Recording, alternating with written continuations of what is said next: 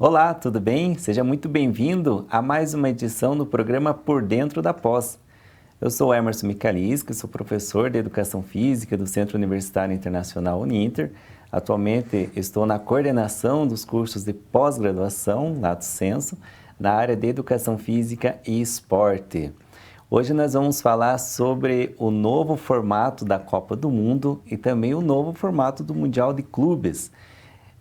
Dentro desse tema aí na qual nós denominamos se seria um golaço ou um gol contra da FIFA, a organizadora da Copa do Mundo e também do Mundial de Clubes.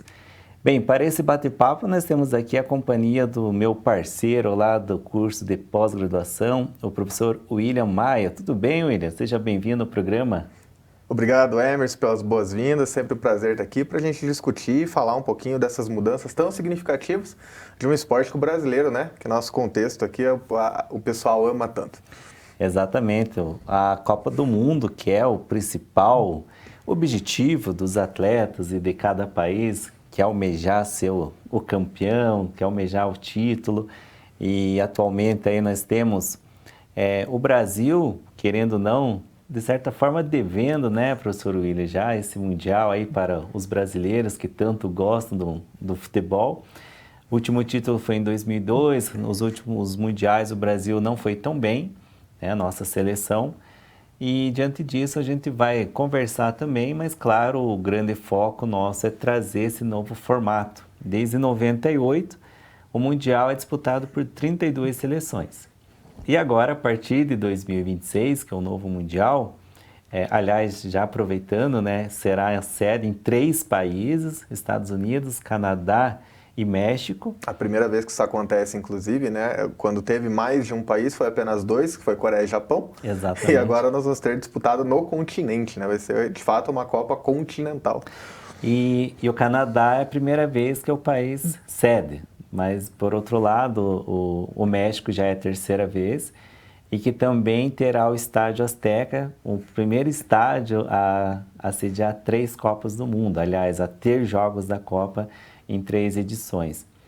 E, por outro lado, os Estados Unidos, que foi sede em 94, nenhum dos estádios vai receber jogos daqueles que foi disputado em 94. Serão em novos estádios também.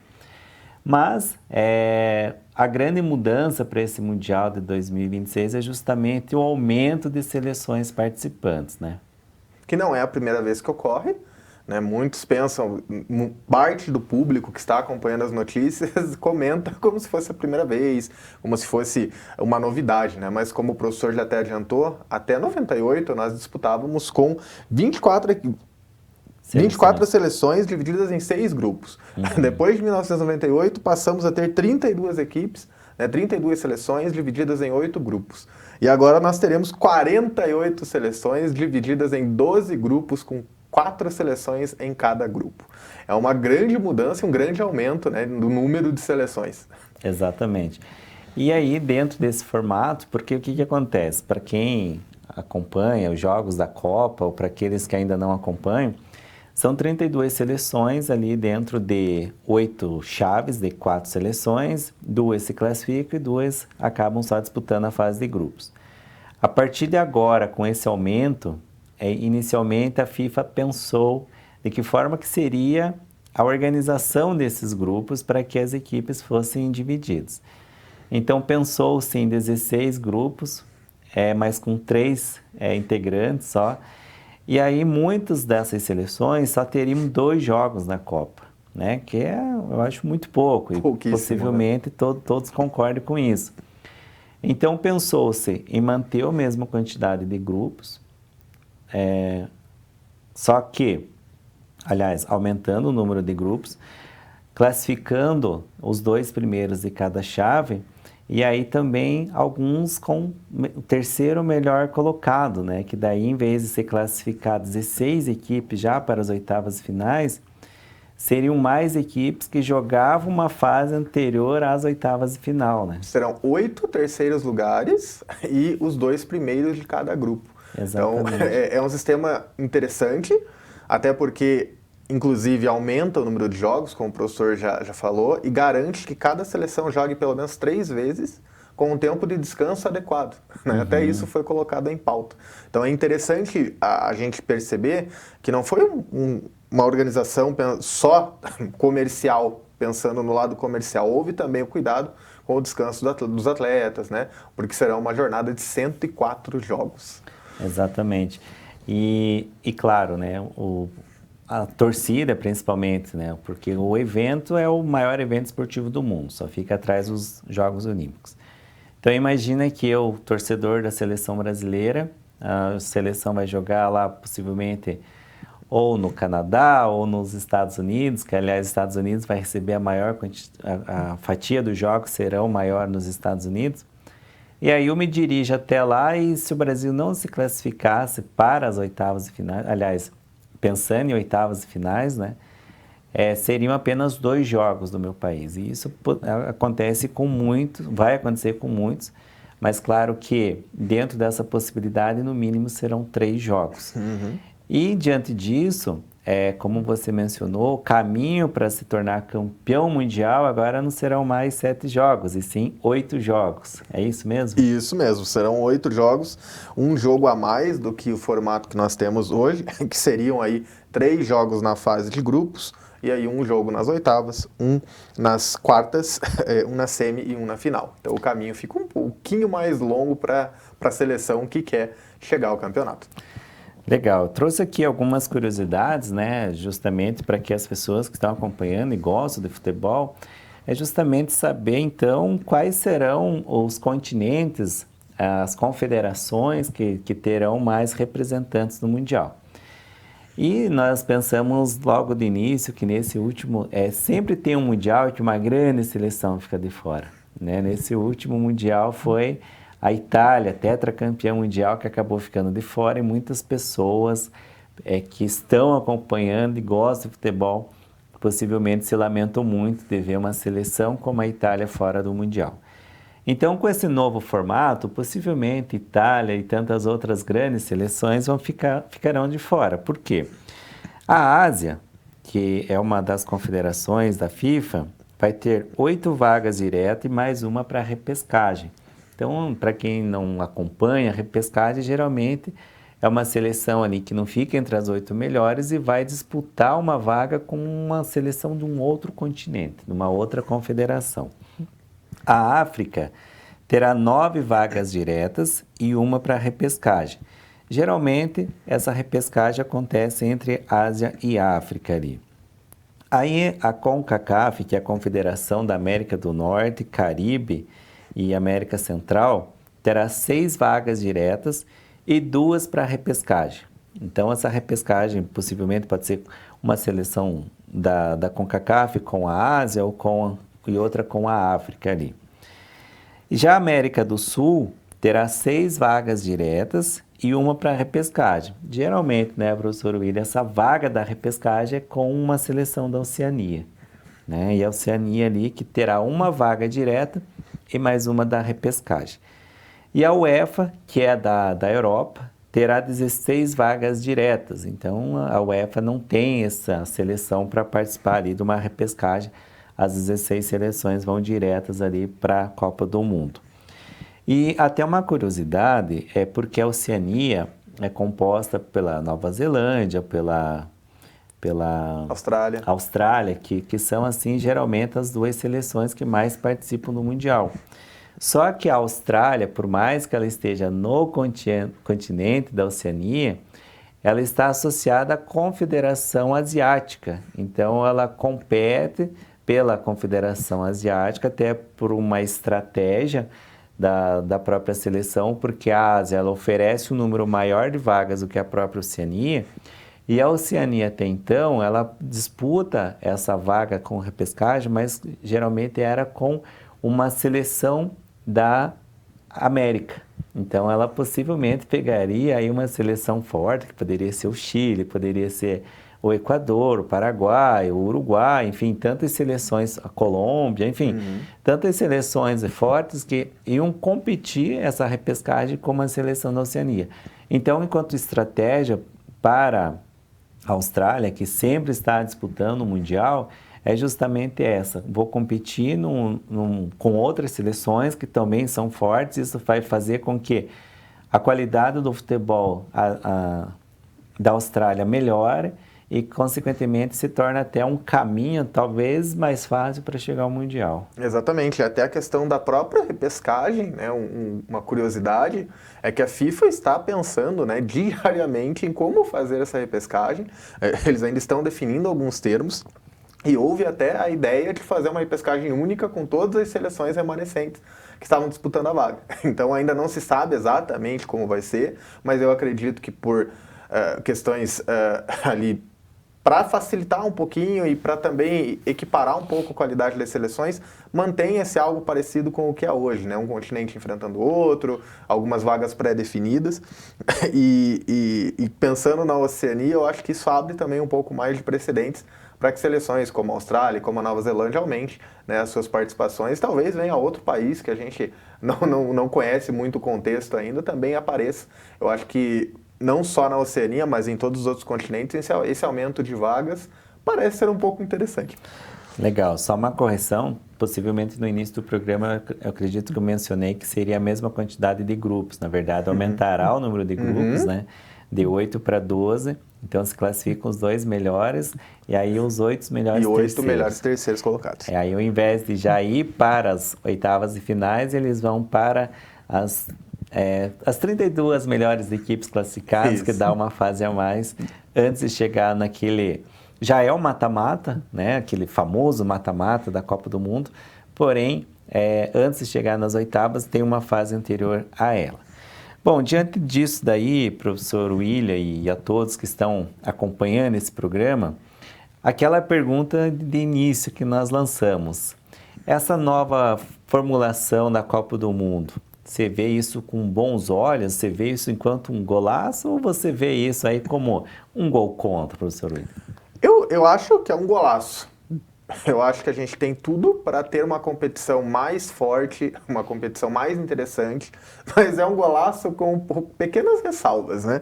Quando a gente para principalmente para pensar no período da Copa, porque ainda vai continuar sendo disputado em um pouquinho mais de um mês. Então é ali do dia 11 de junho ao dia 19 de julho de 2026, né? E nós teremos 104 jogos. Agora, a competição vai ser uma competição maior e mais organizada de se assistir ou vai ser uma competição organizada de forma apressada, com um jogo em cima do outro, não dando aquela dimensão de conseguir apreciar de fato a competição? Eu acho que é um ponto que deve ser pensado. Mas quando a gente pensa que vai ter mais seleções com possibilidades de jogar a Copa, é muito bom para o fortalecimento do esporte pensando num nível continental, né? E, obviamente, que será um torneio muito mais lucrativo para possíveis investidores e isso fortalece o esporte como um todo. Eu acho que a única ressalva é a questão do tempo. Será que a FIFA não podia nos dar um pouquinho mais de tempo, um pouquinho, né, talvez 2 meses para apreciar a Copa do Mundo de uma forma um pouco menos acelerada? Seria uma reflexão para trazer. Mas eu ainda acho que, com essa pequena ressalva, ainda é um golaço por conta de ter muito mais seleções participando. Com certeza, e que também pode agradar, né, outros povos, outras torcidas, porque sempre tem uma seleção que cria-se uma expectativa, principalmente nos seus torcedores, e essa seleção não consegue essa tão sonhada classificação. Exemplo que nós já demos da própria Itália, que é uma seleção tetracampeã do mundo e que ficou fora do Mundial justamente por não alcançar os resultados na fase de classificação. Porém, é uma pena. Torcedores de outras seleções vê a seleção não vê a própria seleção italiana na Copa do Mundo. E assim pode acontecer muitas vezes. Aqui na América do Sul é muito comum. Brasil e Argentina sempre participam dos mundiais. Mas tem um ano que participa Colômbia, participa Peru, participa Colômbia, participa Paraguai. Chile, Paraguai, Uruguai, mas sempre uma delas acaba ficando de fora. E muitas vezes é por questão de um ponto, né, na nossa fase classificatória ali, que não consegue atingir esses pontos suficientes. E é uma seleção que pode surpreender na Copa do Mundo. As seleções aqui das sul-americanas elas conseguem bons resultados já na fase de mata-mata, aliás, na fase de grupo, para ir para aquela fase lá das oitavas de final. Então, são seleções competitivas que também podem melhorar a qualidade do Mundial e, com certeza, esse maior número de participantes vai fazer com que se torne um evento ainda mais atrativo, porque vai ter povos de outros países que nem sempre participam. E aí até propicia e aumenta essa visão de que o esporte, de que o futebol é um esporte de fato global. E que pode chegar para todos os povos, é um esporte que realmente pode abarcar todo mundo. E eu acho que é muito positivo você dar a possibilidade do esporte chegar aonde normalmente não chega. Legal. Já nós também vamos falar aí sobre a nova mudança determinada pela FIFA, que foi o Mundial de Clubes, né? Uma nova alteração aí, na qual não só a FIFA, mas acredito que todos que acompanham o futebol têm percebido a hegemonia dos clubes europeus em relação aos demais quando nós tratamos de Mundial de Clubes. O Mundial de Clubes, que ele é diferentemente da Copa do Mundo realizada a cada 4 anos, já o Mundial de Clubes é realizado todo ano. Porém, desde 2012, no qual o Corinthians foi campeão mundial, nós não temos uma equipe sul-americana levantando a taça do Mundial de Clubes, nem sul-americano e nem de outras confederações, a não ser clubes da UEFA, né? Clubes europeus com a marca aí de ser campeão mundial.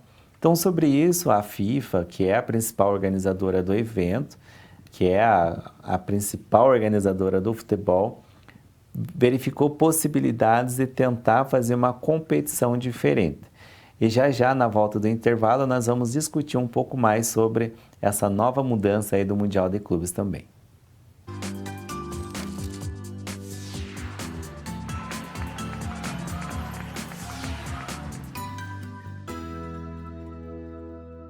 O Ninter apresenta Técnico em Marketing.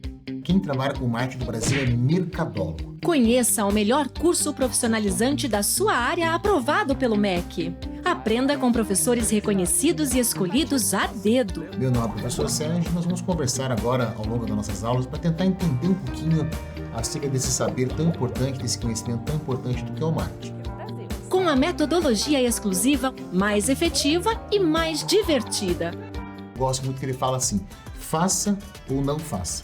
Tentativa não há. E descubra que as possibilidades de atuação são infinitas. Então, marketing hoje, acima de tudo, é saber se relacionar, é saber conversar, é saber interagir, é aquilo que eu falo, a ideia da empatia. Tudo isso entre rolês, trilhas e elos, disponíveis para assistir a qualquer horário e do seu jeito, com a participação do conhecimento e experiência de profissionais do mercado de trabalho. Que realmente as marcas que vão se destacar, que vão vender mais, elas vão ter uma estratégia muito clara de contribuir para o mundo de uma maneira geral. Não só vender produtos, não só fabricar coisas. Faça sua matrícula e comece uma nova carreira agora mesmo.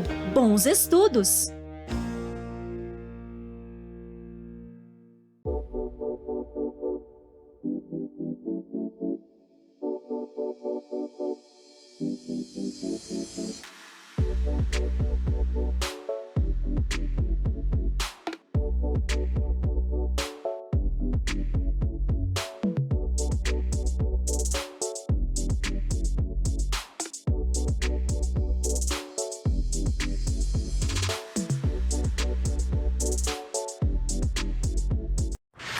Última chamada Ninter.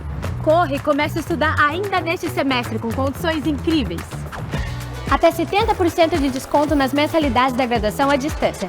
E se já é formado, faça uma pós-graduação à distância a partir de R$ 99,00 mensais e ganhe outra.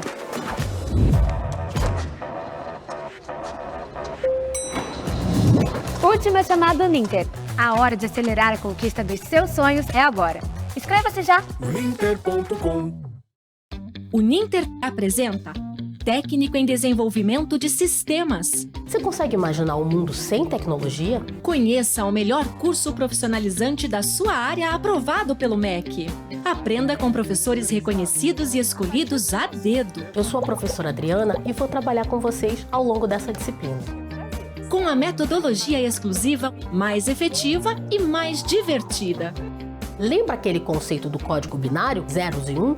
Isso é uma linguagem de baixo nível. E descubra que as possibilidades de atuação são infinitas. Ter criatividade, ter dinamismo, buscar soluções, entender o cliente e entregar o resultado esperado, isso é fundamental para um bom desenvolvedor de TI. Tudo isso entre rolês, trilhas e elos, disponíveis para assistir a qualquer horário e do seu jeito, com a participação do conhecimento e experiência de profissionais do mercado de trabalho. E ter em mente que vai trabalhar em boa parte do tempo com muitos dados confidenciais de seus clientes.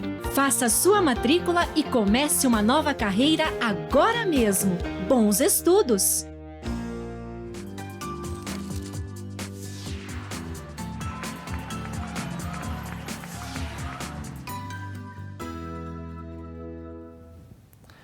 Voltamos ao nosso segundo bloco aqui do programa Por Dentro da Pós. Hoje nós estamos falando sobre o novo formato do Mundial de Clubes e também da Copa do Mundo. E aí, você que está acompanhando, achou essas mudanças um golaço ou você achou um gol contra da FIFA, que é a Confederação Internacional de Futebol? Bem, estamos aqui discutindo conjuntamente o professor William. Ele já mencionou aqui sobre o novo formato da Copa do Mundo, caracterizando como um golaço da FIFA. E agora sobre o Mundial de Clubes, professor William, que há já uma mudança para 2024 e aí uma mudança também a partir de 2025. Essa nova mudança na qual deixa de ser, aliás, vamos pensar já a partir já de 2025. Atualmente nós temos um Mundial disputado a cada 4 anos, aliás, todo ano, anualmente. Campeão da Libertadores, campeão da Champions, que é da UEFA, e aí, aliás, o campeão de cada confederação. Só que o campeão da Libertadores e da Champions, eles entram já na semifinal. Exato. Os demais clubes de outras confederações, eles entram 2 fases anterior aos clubes aqui da Libertadores e da Champions League. Com essa nova mudança, já de cara aí para você, é um golaço ou é um gol contra da FIFA? Eu não vou ficar em cima do muro, mas eu vou dar a minha opinião sobre as duas vertentes, né? Eu acho que é um golaço o projeto macro, o grande projeto do Mundial de Clubes. Mas é um baita gol contra a ideia de continuar com o submundial anualmente. Eu acho que esse projeto, né, para as pessoas que estão nos acompanhando, né, já antecipando algumas coisas, a ideia é que o Mundial de Clubes seja conforme o formato da Copa do Mundo atual, né? 32 clubes, 8 grupos e o formato de disputa igual ao que é a Copa do Mundo hoje. E aí, as confederações pediram para que seja organizado um torneio anualmente, né? Com o campeão da Libertadores, o campeão da UEFA, o campeão da Champions da CONCACAF, da Champions da Ásia, Champions da África, onde o representante da UEFA Champions League seria o time a ser alcançado e os outros times fariam um playoff, né? Seria o campeão da Libertadores contra o campeão da CONCACAF e aí um triangular entre os campeões da Champions da África, Ásia e Oceania. Eu acho que esse projeto de ter um mundialito, um submundial, talvez, eu não sei como eles vão chamar ainda, mine um pouco o projeto grande, de transformar o Mundial de Clubes em uma Copa do Mundo. Nós sabemos que hoje o Mundial de Clubes ele é muito mais cobiçado pelos times sul-americanos, os times africanos, asiáticos, do que propriamente pelos times europeus. Né? Os times europeus entram muito naquela, é mais um campeonato, é um campeonato de pré-temporada, ou de pós-temporada, né?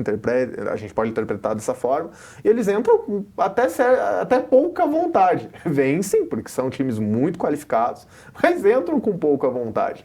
Então, quando a gente pensa num Mundial de Clubes sendo executado como uma Copa do Mundo, é um golaço, porque talvez você consiga colocar o status desse campeonato mundial de fato como um campeonato extremamente importante para os clubes do mundo.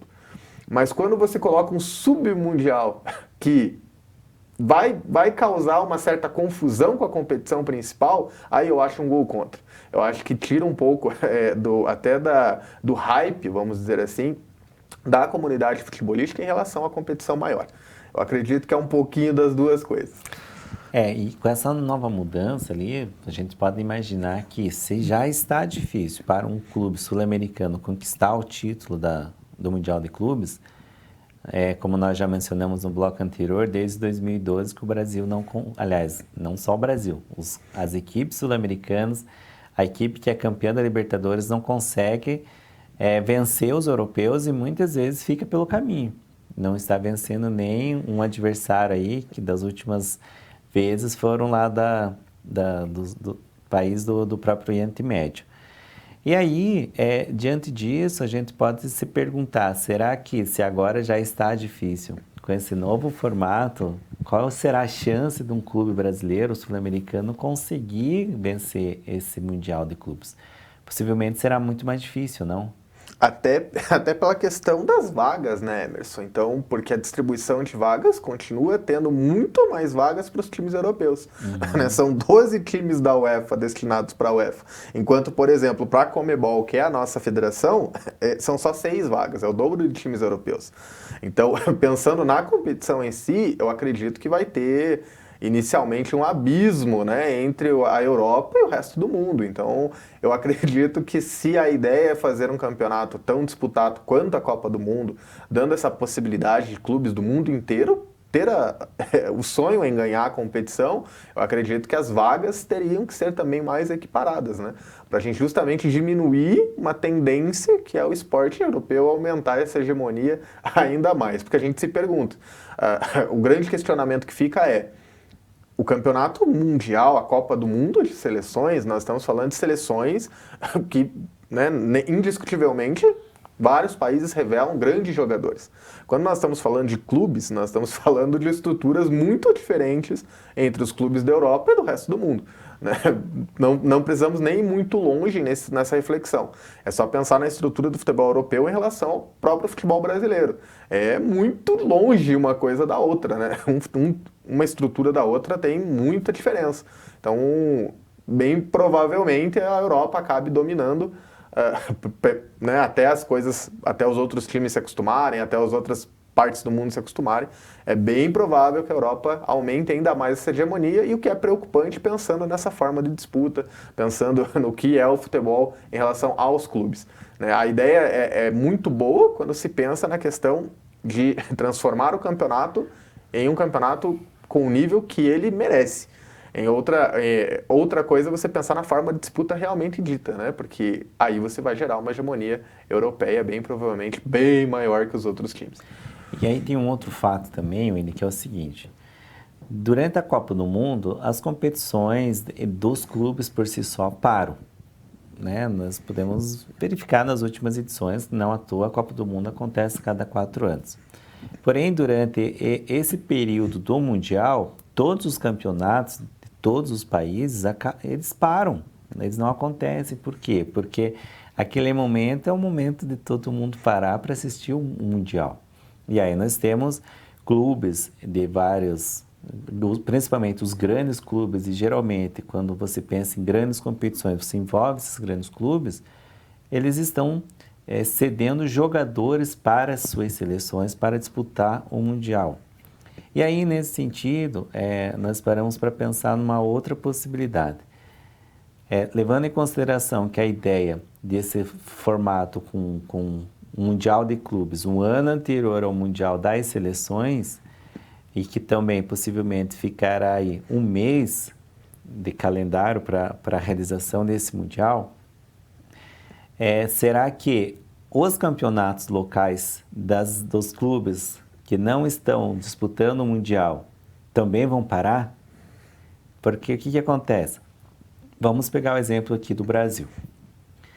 Até o momento, nós já temos 2 clubes brasileiros classificados para o Mundial de Clubes, que é o Palmeiras e o Flamengo, certo? Exato. O Flamengo e o Palmeiras, a ideia da FIFA é realizar esse Mundial quando? Em junho. Ou seja, em junho, se esses clubes forem para o Mundial e vão nesse novo formato, como que eles vão disputar o brasileiro nesse período? O Então, calendário, o calendário, de fato, é um grande problema. É um grande se nós problema. pararmos para pensar no formato da competição. Porque se a gente pegar o exemplo dessa última Copa do Mundo, na qual as competições, todas elas terminaram mais cedo, justamente porque foi um ano atípico, a Copa do Mundo sempre ela é realizada no meio do ano, porém nesse último Mundial ela foi realizada no final do ano justamente devido às condições climáticas do Catar. Só que aí, pegando esse exemplo, todas as competições, Campeonato Brasileiro, Libertadores, e daí, isso falando aqui do Brasil e futebol sul-americano, mas todos os clubes do mundo todo pararam de deixar as suas competições para justamente esse período, esse calendário ser somente para o Mundial das seleções, porque muitos clubes cederam jogadores para as seleções. Agora, pegando o exemplo, não serão todos, aí é um mundial diferente, porque se a gente pega que só Flamengo e só Palmeiras vão disputar o mundial, são jogadores do Palmeiras e do Flamengo, certo? Só que o Corinthians não vai estar cedendo, o São Paulo, o Santos, os Cruzeiro, Atlético Mineiro, Inter, enfim, todos os clubes. E a maioria dos clubes brasileiros aqui tem jogadores que representam alguma seleção. Então, nesse sentido, por que os demais clubes, os demais jogadores terão que parar somente devido a 2 ou 3 clubes brasileiros para disputar o Mundial? Exato. Eu até pontuei aqui nas minhas anotações, né, como uma reflexão que é exatamente o que nós estamos fazendo agora. O tamanho e a duração desse torneio novo, desse novo Mundial, o quanto vai influenciar no calendário dos respectivos países, né? Uhum. E aí você vai influenciar não só nas datas, na questão, será que vai parar? Vamos parar todos os campeonatos para apreciar esse Mundial, mas também entra na questão, se não pararmos, como que fica os times que estão lá disputando esse Mundial? Como que eles vão fazer para disputar o calendário nacional? Vai jogar um torneio desse tamanho do Mundial sem reserva? Vai jogar um brasileiro com a base? Vai jogar um brasileiro com sub-20, um brasileiro Série A? Como que vai ser gerenciado? Então, eu acho que a logística também deve ser pensada, é uma grande reflexão sobre o Mundial. Até, eu volto, né, até a pergunta inicial, se é um golaço ou é um gol contra, como eu ainda acho que pode ser um golaço, mas é com ressalvas. No momento ainda tem muitas bolas sendo chutadas para fora antes de fazer esse golaço, que são alguns pontos que devem ser muito questionados, principalmente em relação a calendário, em relação ao tamanho do torneio, que aí se você faz um torneio muito rápido também vai ser muito atropelado. Como que vai ser feita essa logística? Acho que a logística tem que ser muito bem pensada. E se a gente analisar, por exemplo, já o formato do Mundial atual, é legal, claro, a expectativa do sul-americano é muito grande para o Mundial, mesmo sabendo que as chances são pequenas de vencer um clube europeu que é campeão da Champions League, né, da UEFA, para jogar o Mundial. Porém, aquele entusiasmo do torcedor sul-americano, seja do Flamengo, do Palmeiras, que foram os últimos clubes que representaram, por exemplo, o continente no Mundial, ficaram pelo próprio caminho, não chegando nem o Flamengo chegou uma vez à final, outra vez recentemente agora ficou na semifinal, e o Palmeiras também ficou na semifinal. Então, já há uma discussão dos clubes, por exemplo, da Confederação Asiática, da África, que eles disputam uma fase anterior à nossa aqui, e eles venceram na semifinal para disputar a final. Então já se cria um novo questionamento desses clubes. Por que nós temos que jogar um jogo a mais, uma fase anterior, antes dos sul-americanos? Então esse já é um primeiro ponto aí a ser discutido. O segundo é justamente esse.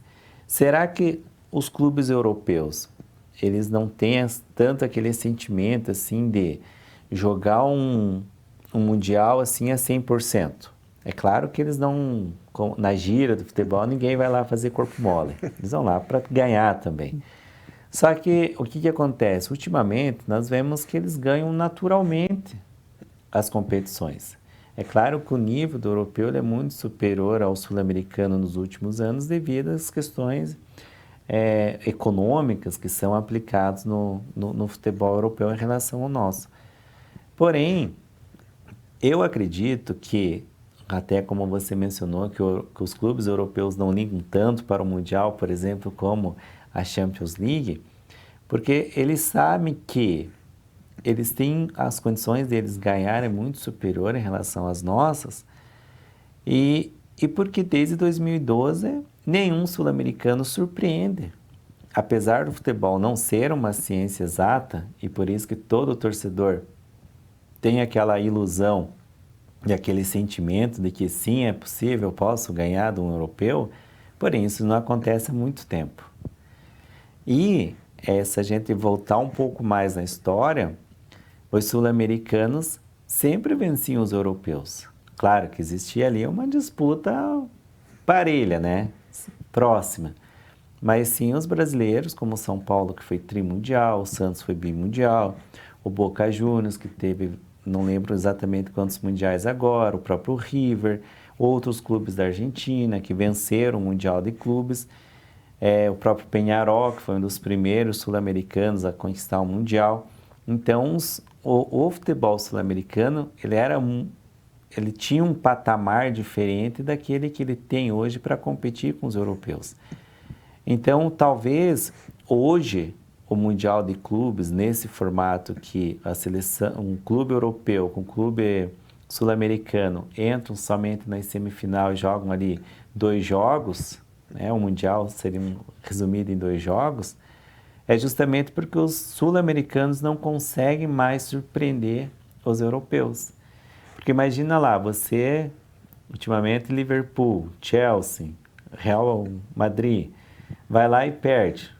Perde para o Palmeiras, perde para o Flamengo, perde para o River, perde para um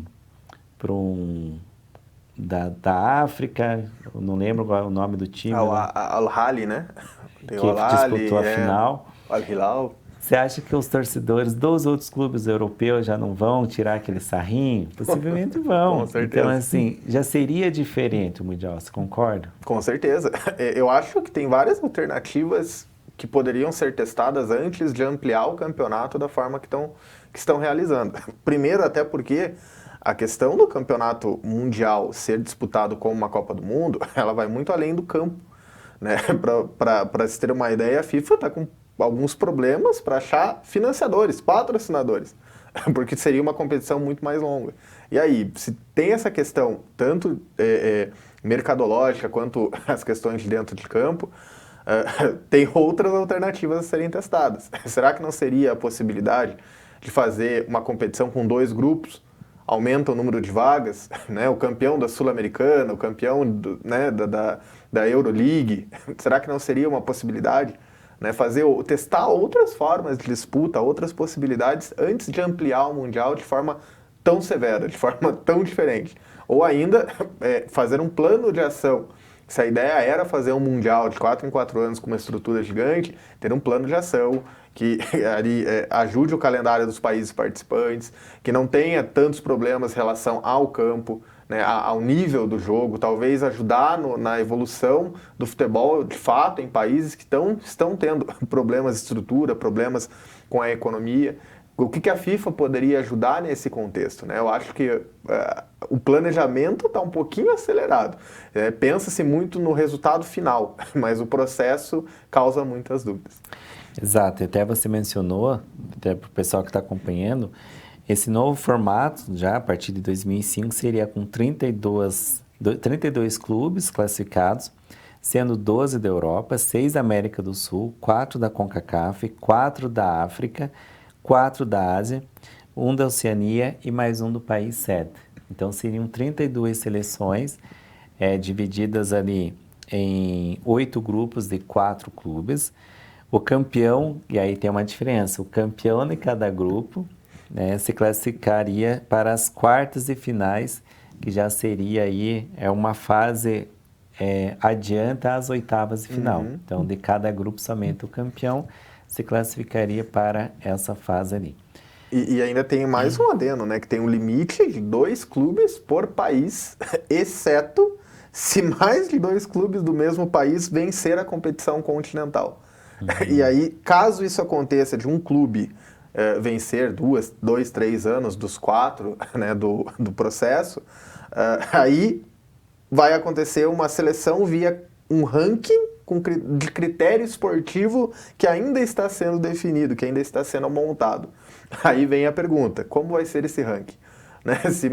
Se um time, né, tem uma dominância no seu continente, né, vamos dizer ali, vamos usar o exemplo do Palmeiras, né, que vem vencendo as últimas Libertadores. Se ele venceu ali 3 de 4 Libertadores daquele ciclo, como que vai ser ou vários brasileiros, né, venceram ali durante os 4 anos, cada campeonato um time brasileiro venceu. Como vai ser os critérios desse ranking? O que esse ranking vai levar em consideração? Então, vem várias preocupações para a definição dessas seleções, o nível do futebol apresentado. Eu acho que o Mundial de Clubes, nessa amplitude, é um assunto extremamente complexo, que a gente vai saber os resultados, infelizmente, né, com o andar do campeonato, com a primeira edição, que a gente vai ter a noção do quanto se foi planejado, o quanto foi pensado de fato ou não. Legal, William. Eu acredito que só o futuro nos dirá se isso vai ser bom ou não, né? E claro que os grandes organizadores dos eventos que terão que verificar principalmente sobre a questão de calendário. Eu acho que é uma das questões que mais preocupa. Eu acredito que nós, enquanto telespectadores, gostaríamos de ver grandes espetáculos, grandes jogos e quem sabe esse novo formato do Mundial de Clubes seja mais atrativo do que ele é naturalmente hoje. Não à toa que muitos de nós brasileiros optamos por assistir muito do campeonato europeu, que tem os principais clubes do mundo hoje, porque nós vemos um futebol com um nível diferente daquele que nós estamos acostumados hoje. Então, vamos torcer para que dê certo, principalmente para os nossos clubes, né? Que não vão para esse Mundial aí com mais seleções e acabem sendo aquele saco de pancada, como a gente fala no futebol. Então, eu acho que a gente pode dizer, Emerson, talvez, que entre um golaço e um gol contra, talvez seja um bonito gol, mas não é aquele que vai levar o Puskás por enquanto. Exatamente, muito bem colocado, William. Bom, e você que acompanhou o nosso programa, gostaria de agradecer que esteve conosco aí, mande suas participações pelo chat aí das nossas plataformas virtuais, você que acompanha pelo YouTube, pelo Facebook também, manda aí suas interações. Professor William, muito obrigado aí pela participação no nosso bate-papo e nos encontramos na próxima. Um grande abraço, até mais.